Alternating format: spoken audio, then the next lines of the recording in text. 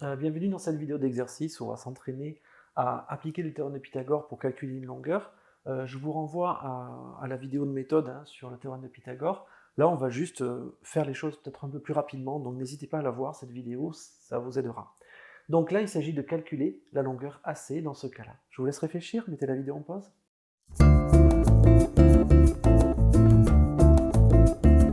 Allez, on y va. Donc, déjà, première chose, je sais que je suis dans un triangle rectangle, puisque j'ai un codage qui me le permet, donc je vais pouvoir appliquer le théorème de Pythagore. La rédaction est vraiment tout simple, hein.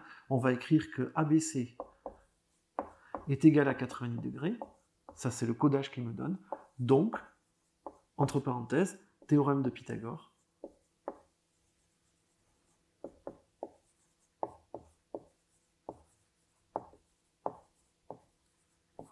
Qu'est-ce que ça nous dit? Le théorème de Pythagore nous dit quoi? Il nous dit que le carré de l'hypoténuse, c'est-à-dire AC au carré, est égal à la somme des carrés des deux autres côtés, c'est-à-dire AB et BC.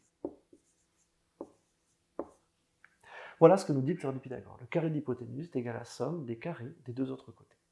Bon, maintenant, il s'agit simplement de remplacer. AC, je le cherche, c'est parfait.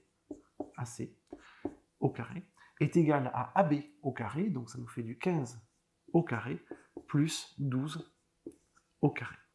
Ce qui nous fait finalement que AC au carré est égal à 225 plus 144. C'est important de les connaître, les carrés, hein, on en aura besoin en calcul littéral. Et donc finalement que AC au carré est égal à, alors là par contre 369, AC au carré est égal à 369. Ok? Alors là maintenant il s'agit de trouver AC. Je vous rappelle que là on a AC au carré, on n'a pas AC. On sait que le carré de AC fait 369, il nous faudrait revenir en arrière, il nous faudrait tuer ce carré. Alors pour ça, on a une opération qui s'appelle la racine carrée qui permet de revenir en arrière, de revenir à AC tout seul. Donc je vais avoir AC qui va être égal à racine carrée de 369. Ça, c'est la valeur exacte de mon résultat, hein. Ce sont des centimètres, et c'est la valeur exacte de mon résultat.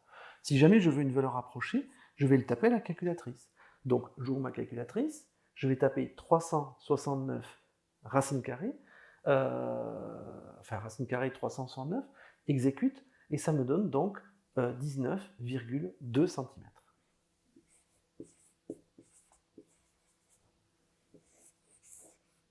Environ.